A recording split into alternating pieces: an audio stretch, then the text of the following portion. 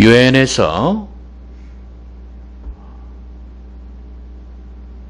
결의안이 만들어졌습니다. 러시아가 우크라이나를 침공한 것, 이거 잘못된 것이다. 군사를 철수해야 된다. 그렇게 결의안을 만들었습니다. 그 결의안을 만들 때 우리나라 대표도 거기에서 연설을 했습니다. 우리가 옛날에 6.25 전쟁 때 어려울 때 거의 망할 즈음에 유엔군이 연합군이 와서 우리를 도와주었기 때문에 지금 우리가 이 자리에 있게 된 것이다. 이렇게 연설을 했습니다. 그렇기 때문에 우크라이나도 동일하게 유엔의 도움을 받아야 된다.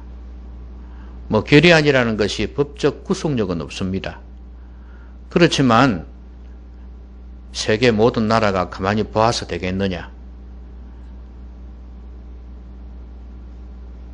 의용군을 보내서라도 어쨌든 구해야 되지 않겠느냐는 그런 간절한 바람, 이걸 담아서 또 옆으로 뒤로 물질로 도와주어서 어쨌든 그 나라가 망하지 않아야 되고 지금 많은 사람이 죽어가고 있는데 이 생명들을 구해야 된다.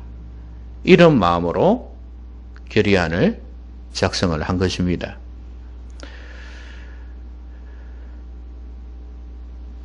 망할 즈음에 도움을 받았습니다. 이 세계 각처에서 군인들을 보내주었습니다. 물자를 보내주었습니다.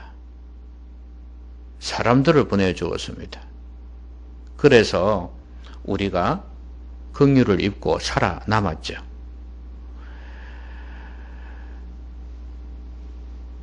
긍휼을 받았기 때문에 또 우리는 다른 나라를 긍휼히 여길 줄을 알게 된 것입니다. 긍휼을 받는다는 것은 어떤 면에서는 생사가 갈라지는 그런 중요한 일입니다. 만약에 그때 우리가 긍휼을 받지 못했다면, 불쌍히 여김을 받지 못했다면 우리는 망했을 겁니다. 그러니까 이 긍휼이라는 것은 사람으로부터도 오는 것이지만 하나님께서 긍휼의 하나님이십니다. 그렇기 때문에 하나님께서 우리를 긍휼히 여기실 때 우리는 더 이상 멸망하지 않게 되는 것입니다. 불쌍히 여긴다는 것, 이것이 긍휼인데 우리가 마땅히 죄로 인해서 멸망당해야 하지만 멸망당하지 않는 것입니다. 이게 긍휼이에요. 살려주신다 그 말입니다. 그런 면에서 볼 때 하나님의 긍휼은 사람의 긍휼하고는 비교가 되지를 않습니다. 정말 중요한 것입니다. 우리 모든 사람들은 또 역시 성도들은 하나님의 긍휼을 받고 살아야 합니다. 저는 오늘 하나님의 긍휼을 받은 사람들의 모습을 여러분과 나누고자 합니다. 오늘 이 말씀을 통해서 하나님의 긍휼을 받은 사람을 통해서 우리가 어떻게 하면 하나님의 긍휼을 받을 수 있을까? 또 하나님의 긍휼을 받는 사람은 어떤 모습으로 살아가는가? 이 하나님의 긍휼에 대해서 말씀을 드리고자 합니다. 제일 먼저는 하나님의 긍휼을 받는 사람은 소원을 이룹니다. 그러니까 하나님의 긍휼이 있어야지 소원이 이루어진다는 거예요. 오늘 여러분도 알다시피 엘리사벳, 이 사람은 아들을 낳았습니다. 이것을 두고 이웃과 친족들이 주께서 그를 크게 긍휼히 여기심을 듣고 함께 즐거워하더라 그랬거든요.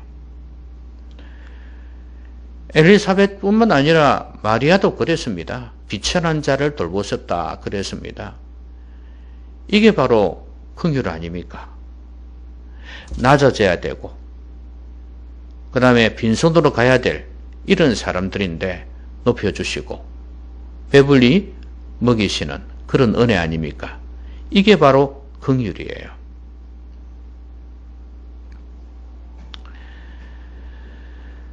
엘리사벳이 아이를 가진 것도 역시 하나님의 긍휼입니다. 하나님께서 크게 긍휼히 여기셨다 그랬습니다. 아들을 가진다는 것은 이 사람들에게 있어서는 큰 소원이었습니다. 딸도 아니고 아들입니다. 이 당시로는 아들이었어야 했습니다. 제사장이기 때문에 더더욱 그랬을 겁니다. 그래서 하나님 아들만 주셨으면 좋겠습니다. 그런 마음이 있었을 것입니다. 이 소원이 정말 기적같이 일어난 것입니다. 여러분, 이 두 사람의 사가랴와 엘리사벳의 이 마음의 소원이 하나님의 긍휼이 없었으면 절대 이루어지지를 않았을 것입니다. 하나님의 하나님의 긍휼이 있기 때문에 이 소원이 이루어지는 것입니다. 여러분, 우리도 마찬가지입니다. 우리에게는 소원이 있어요. 근데 그 소원이 진정한 소원이냐 아니면 우리 욕심이냐를 잘 구분해야 되겠죠. 여러분, 러시아가 왜 우크라이나를 침공했습니까? 푸틴이라는 사람이 왜 그 나라를 침공하라고 명령을 내렸을까요? 우크라이나는 자기 나라라고 생각했기 때문입니다. 거기에 러시아 사람도 많이 살고 있다 이거예요. 왜냐하면 옛날에 이 소련 연방에 같이 있었던 이 나라들이 독립을 다 했거든요. 이 소비에트 연방, 이 나라들이 다 독립을 했는데 그때 러시아 사람들이 그쪽에 많이가 살았단 말이죠. 그러니 이건 우리나라다 이거예요. 크림반도도 그렇게 해서 자기 나라 만들었잖아요. 우크라이나 그 밑에 남부 지방에 있는 반도예요. 러시아 사람들이 너무 많으니까 투표를 하자 이리 된 거예요. 응? 우리나라 치면 부산이란 말이죠. 일본 사람들이 너무 많아가지고 투표를 해버린 거예요. 왜냐하면 일제시대 때 일본 우리를 점령했지 않습니까? 그래서 부산 일본 사람 너무 많아가지고 투표하자 이리 돼버린 거예요. 근데 50%가 넘어버린 거예요.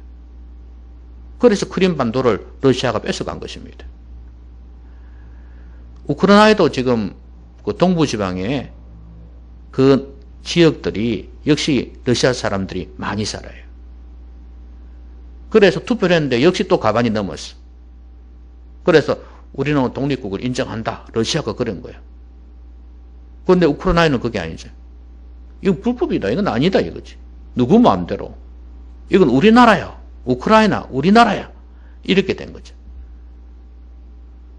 또 정치적인 뭐 여러 가지 영향도 있지만 어쨌든 간에 공격을 해서 우크라이나를 그냥 한 대 때려서 정신 차리게 한다 이거죠. 자기들은. 결국은 뭡니까? 꼭두각시 정권을 세워서 자기 밑에 두겠다 이거예요. 옛 소련이 그리웠던 거예요.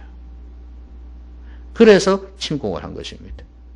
여러분, 독립을 했다는 건 뭡니까? 원래 자기 나라가 아니었다는 이야기예요.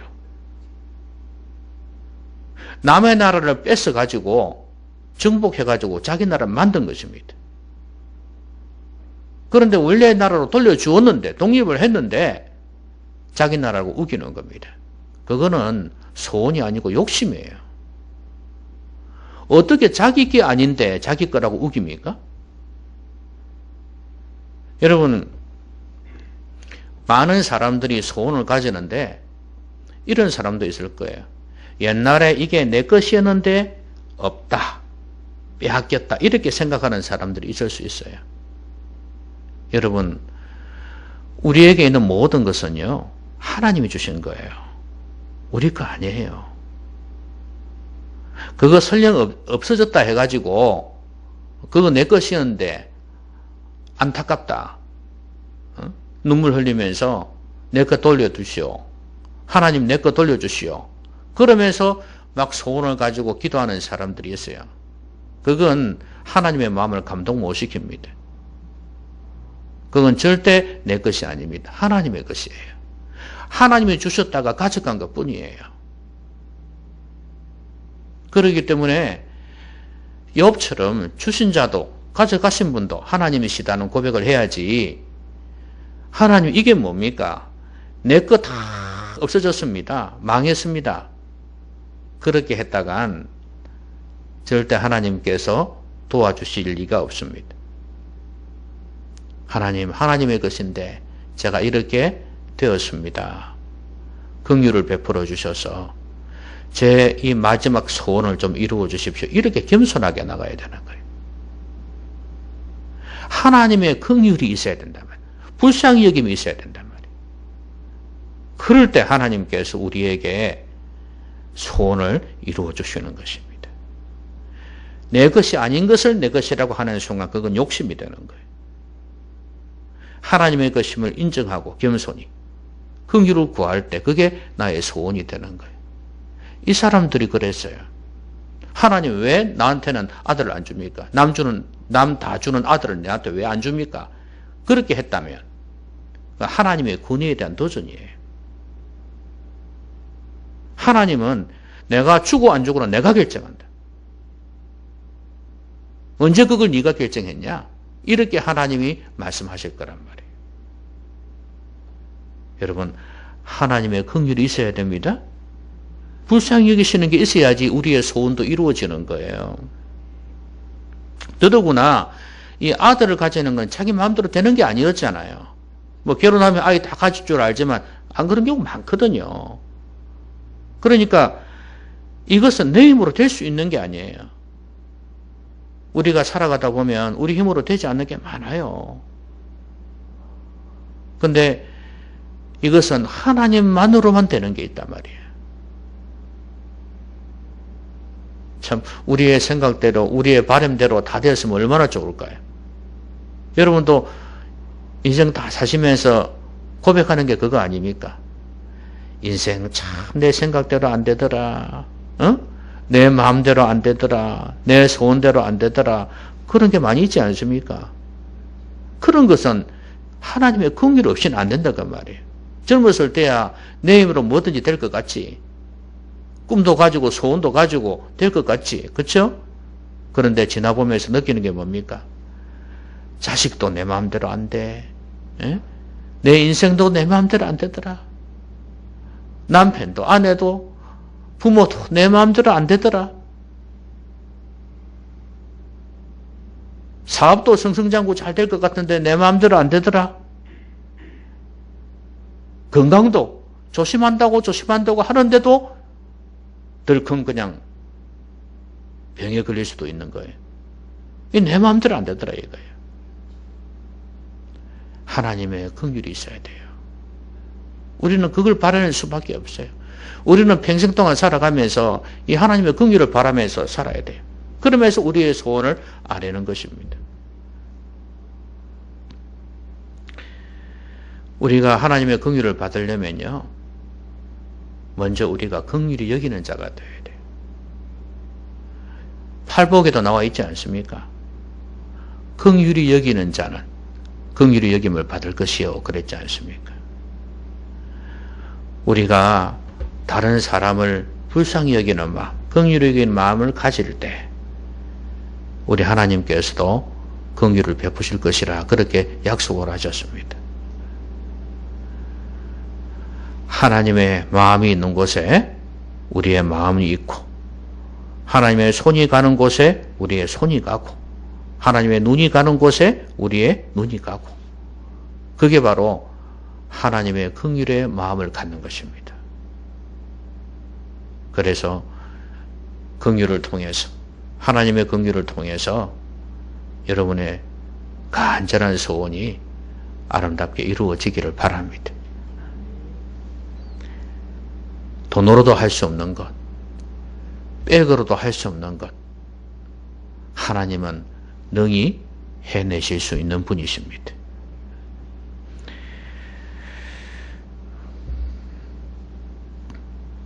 자, 그런데 아들을 낳았습니다.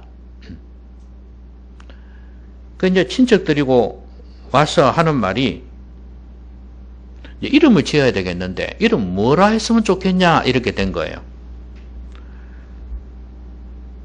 아버지 이름을 따가지고 사가라라 하면 안 되겠냐, 이리 된 거예요. 이 사가라라는 이름은 이제 친척들하고 다 인정되는 그런 이름이었던가 봐요. 그 당시에 그 문화로 볼 때 그렇게 했던 이름이에요. 우리로 치면은 뭐 철수야, 영희야, 이런 거 있지 않습니까? 옛날에는 뭐 무슨 자, 말자, 순자, 그런 이름 같이,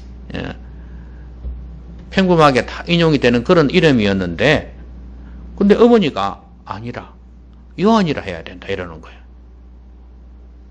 이게 무슨 소리 하냐?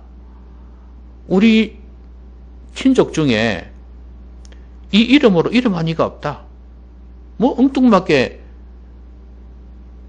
생판 들어보지 못하는 그런 이름을 짓는단 말이냐, 이렇게 했어요. 그래서 아유, 안 되겠다. 당신 남편한테 물어봐야 되겠다. 그래가지고 사가라한테 와가지고 이제 말을 못하니까 들을 수는 있을 것 같은데 어쨌든 간에 몸짓으로, 야, 이름을 뭐라고 했으면 좋겠냐, 이렇게 된 거예요. 아버지가 서판을 달라 해서 요한이라 썼어요. 여러분, 왜 요한이라고 이름 지었죠? 예? 요한이라 이름 지은 이유가 뭡니까?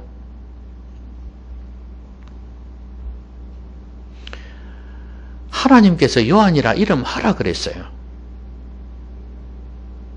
이 사람들은 하나님께서 이 아이를 주셨다는 걸 믿기 때문에, 그래서 이 아이의 이름을 요한이라 하라 했고, 그래서 요한이라 하겠다 이거예요.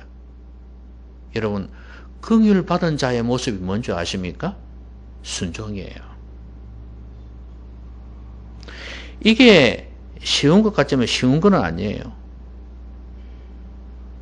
여러분, 옛날에 뭐 전원일기인가 뭔가 그런 거 비슷한 거 있지 않습니까? 오래된 그 농촌 드라마 있지 않습니까?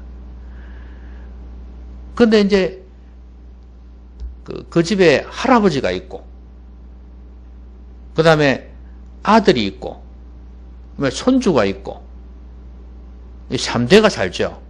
근데 손주가 결혼해서 아이를 가졌어요. 그럼 4대죠, 그렇죠? 딸을 낳았어요. 그런데 이름을 갖다가 뭐 봉선이라든가 뭔가 이렇게 이름을 할아버지가 고집을 부리는 거예요. 근데 그 당시로는 봉선의 이름을 짓지 않고 뭐 진이 이렇게 예쁘게 지었는가 봐요. 그러니까 할아버지가 노발대발 하는 거예요. 와, 내 이름이 어때 있어? 고집을 부리는 거예요. 고집을 부리는 거예요. 이제 아들도 며느리도 그 다음에 손자 손녀도 다 지금 설득을 하는 거예요. 할아버지, 아버지, 그러시면 안 됩니다. 여러분, 아이가 학교 가면은 망신당합니다. 그러니까 할아버지는 자기 세대를 생각하며 고집이 있는 거예요. 세대가 지금 몇 세대 바뀌었습니까? 그러면 자기가 포기를 해야지요. 그 정도로 여러분, 이름을 이렇게 새롭게 짓는다는 게 힘들다는 말이에요. 그런데 그럼에도 불구하고 이렇게 짓는 이유가 뭡니까? 하나님께서 명령하셨기 때문이에요. 내가 친척들에게 미움을 받는다 할지라도, 욕을 들어먹는다 할지라도, 관습을 어긴다, 문화를 어긴다고 할지라도 나는 하나님 말씀대로 하겠다 그 말이에요. 하나님께 순종하는, 그러니까 하나님의 긍휼을 받은 사람은 하나님께 순종하는 모습을 보인다 그 말이에요. 여러분, 이것은 내게 주신 이 아들은 하나님이 긍휼을 베푸셔서 주셨기 때문에 그렇다는 걸 믿는 믿음이 있기 때문에 그런 거예요. 그때 하나님 말씀에 순종하는 거예요.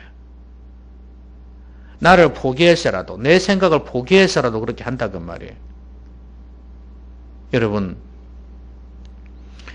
하나님의 긍휼을 받았습니까? 예? 하나님의 긍휼을 받았습니까? 오늘 왜 이렇게 힘이 없습니까? 처음부터. 제가 힘이 쭉쭉 빠집니다. 오늘 우리 8주년 기념일인데. 예? 왜 이렇게 힘이 없어요? 기도를 해도 가만히 있고 말씀을 전해도 반응이 없고 꼭 예수님 하신 말씀처럼.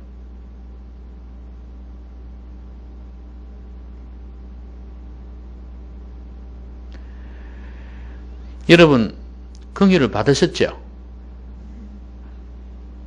그냥 제가 알려드릴게요. 여러분 긍휼을 받았습니다. 아시겠습니까? 여러분이 인정하든 인정하지 않든 여러분들은 긍휼을 받았어요. 우리가 죄로 인해서 죽었던 자들인데 예수 그리스도의 보혈로 우리를 구원해 주셨지 않습니까? 지옥까지 앉게 주셨잖아요. 하나님과 관계가 멀어졌던 영적으로 죽었던 자를 우리를 살리셨잖아요. 이게 하나님의 긍휼이에요. 그리고 우리에게 주신 모든 것이 하나님의 긍휼로 인해서 주어진 거예요. 우리가 잘나서 얻은 게 아니다 그 말입니다. 모든 것이 받을 자격이 없는 우리들이에요. 오히려 멸망을 당해야 될 우리들이에요. 근데 우리에게 이 좋은 것들을 주셨어요. 이게 은혜요 긍휼이라 그 말입니다.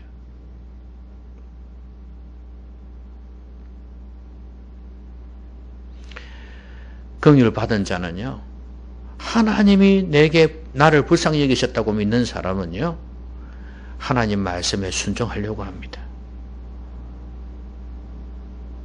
그리고 하나님이 세례요한을 주셨잖아요.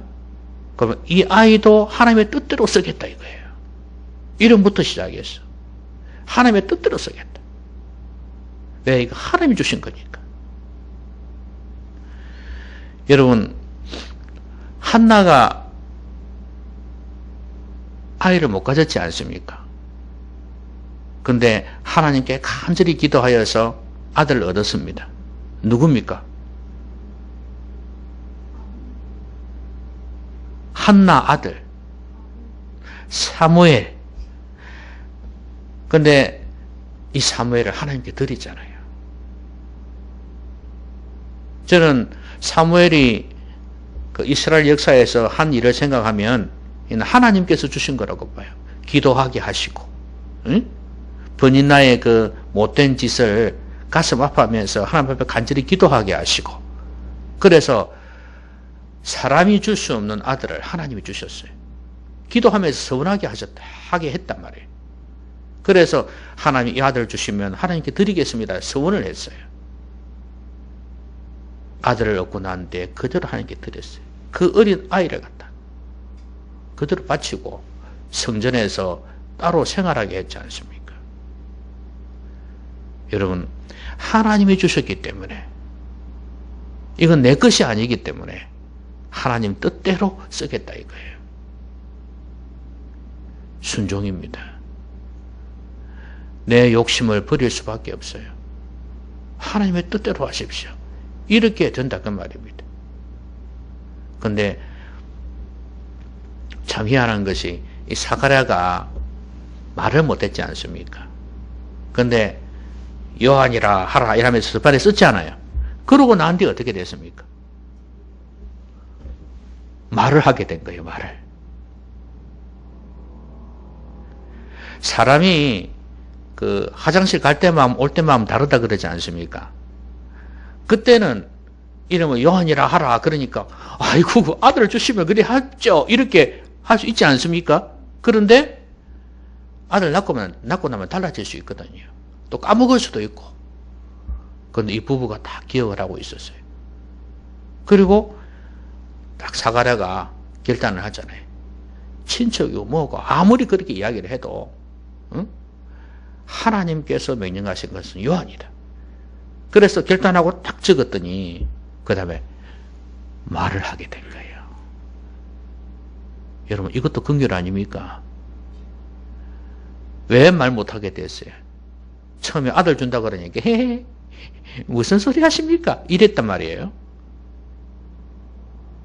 그래서 너 내 말을 못 믿냐? 그러면서 하나님께서 벌 주신 게 그거예요. 말 못하게 하신 거예요. 하루 이틀도 아니고 고생했어요.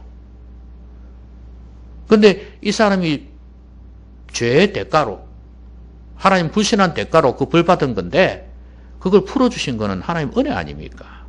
보세요. 순종하니까 은혜 주시잖아요. 긍휼을 베푸시잖아요. 긍휼을 베푼 자는 순종하는 사람이고요.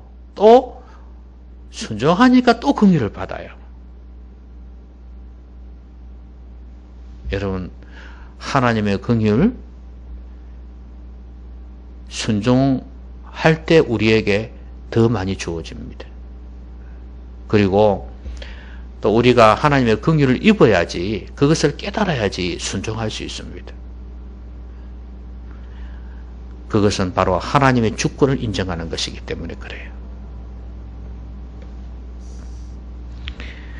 권리 포기를 한다는 거, 전통과 관습을 깨뜨린다는 거 쉬운 게 아닙니다. 모든 사람이 이렇게 생각하는데 나는 이렇게 생각한다? 이 쉬운 게 아니에요. 늘 여러분 알듯이 모든 사람이 아니오라 하는데 나는 예라고 하기가 힘들고 모든 사람이 예라고 하는데 나는 아니오라고 하기 힘들다고 말이에요. 근데 그럼에도 불구하고 이 사람들은 하나님 말씀에 순종했다고 말이에요. 여러분, 여러분에게 주신 이 모든 것들이 하나님의 긍휼 맞습니까? 그렇다면 그 긍휼을 알고 또 긍휼을 받았다는 것을 깨달았다면 어떻게 해야 되겠습니까? 순종해야 되겠죠. 하나님 말씀에 순종하셔야 됩니다. 순종하실 수 있겠습니까? 그러려면 권리 포기를 해야 됩니다. 내 생각, 내 욕심, 내 계획을 내려놔야 된다 그 말이에요. 그러지 않으면 순종할 수가 없습니다.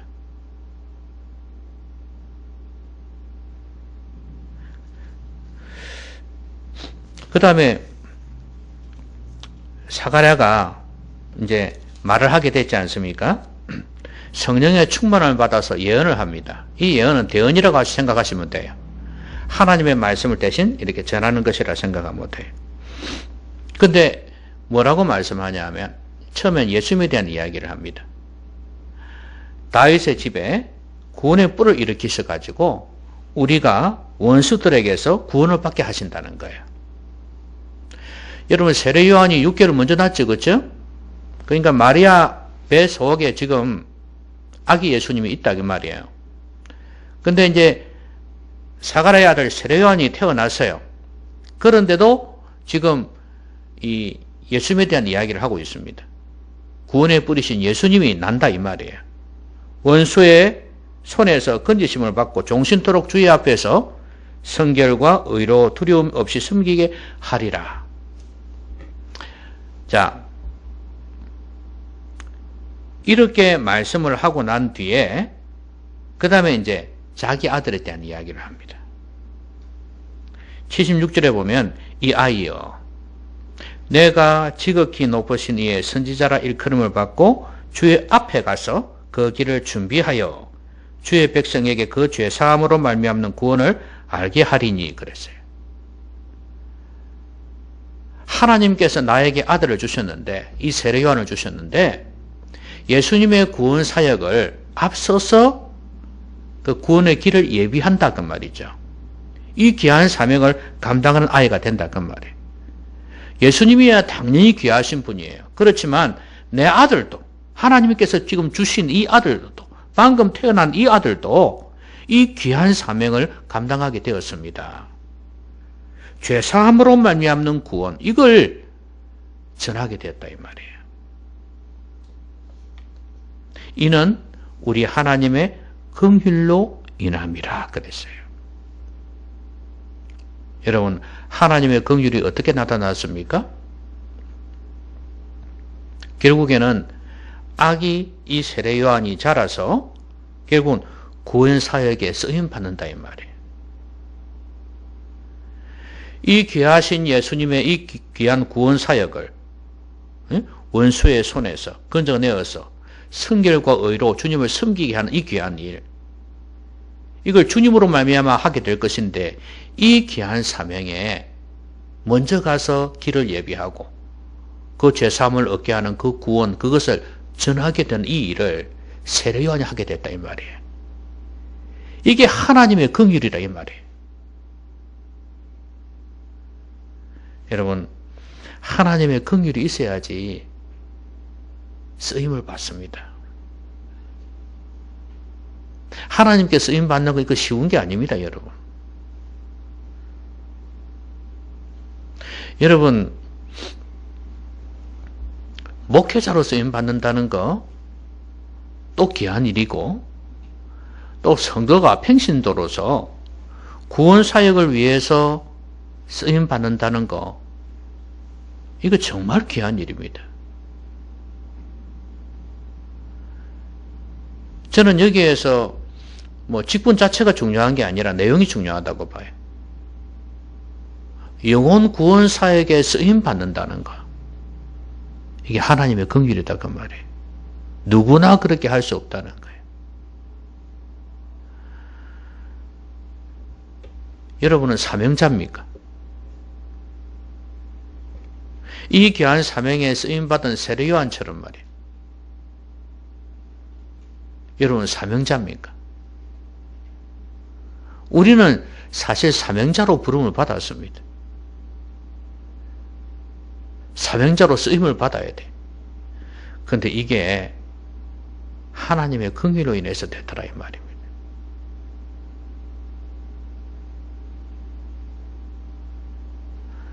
긍휼 받지 못하는 내 모습을 불쌍히 여길 수 있어야 됩니다. 하나님 왜 나는 안 됩니까? 나도 하나님 나라를 위해서, 교회를 위해서, 그게 바로 영혼 구원인데요. 영혼 구원을 위해서 내가 좀 쓰임받게 해주십시오.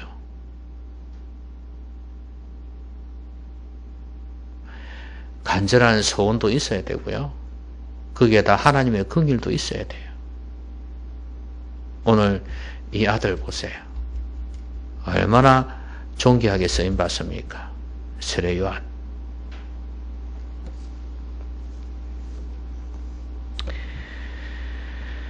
말씀을 맺겠습니다. 하나님의 긍휼은 우리가 사는 비결입니다. 하나님의 긍휼이 없었다면 6.25 때 우리나라 망하는 것처럼 우리 자신들도 망할 수밖에 없었던 자들입니다. 하나님의 긍휼을 베푸셔서 우리가 이 자리에 있게 된 것입니다. 긍휼이 있어야 소원이 이루어집니다. 이때까지도 그렇게 살아왔겠지만 여러분 주신 모든 것이 하나님의 긍휼 때문이었지만 앞으로도 그렇습니다. 절대 내 힘으로 된다고 생각하지 마십시오. 그리고 내 힘으로 안 되는 것조차도 우리 주님은 능히 그 소원을 이루어 주실 수 있는 분이십니다. 하나님의 긍휼을 갈망하십시오. 그리고 여러분이 긍휼히 여기는 자가 되고 또 하나님 말씀에 순종하는 자가 되셔서 하나님의 긍휼을 입으시기를 바랍니다. 그리고 긍휼히 여기는 자는 하나님 말씀에 절대 순종합니다. 왜냐하면 하나님이 주신 것은 내 것이 아니기 때문에, 이 모든 것이 하나님이 주신 것이기 때문에 절대 순종입니다. 하나님의 뜻이 무엇인가를 물어봅니다. 하나님의 뜻이 무엇인가를 듣고요, 순종합니다. 내 권리를 포기해서라도, 내 유익을 포기해서라도, 내가 손해본다 할지라도 내 생명 하나님이 주셨기 때문에, 내 믿음 하나님이 주셨기 때문에, 내가 하나님의 자녀가 되었기 때문에 내 것을 포기해서라도 주의 말씀에 순종합니다. 그리고 하나님의 긍휼을 입으면 쓰임을 받습니다. 저는 이 세상에서 제일 가치 있는 것이 영혼 구원이라고 생각합니다. 다니엘서 12장 마지막 절에 그렇게 말씀했지 않습니까? 많은 영혼을 옳은 대로 돌아오게 한 자는 벼룩과 같이 영원토록 비치리라 그랬지 않습니까? 영혼 구원만큼 귀한 게 없습니다.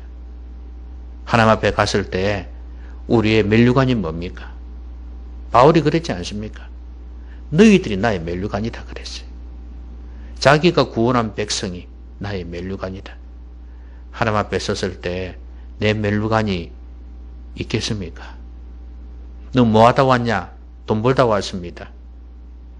자식 키우다가 낳고 키워서 시집 장가 보내고 내 왔습니다.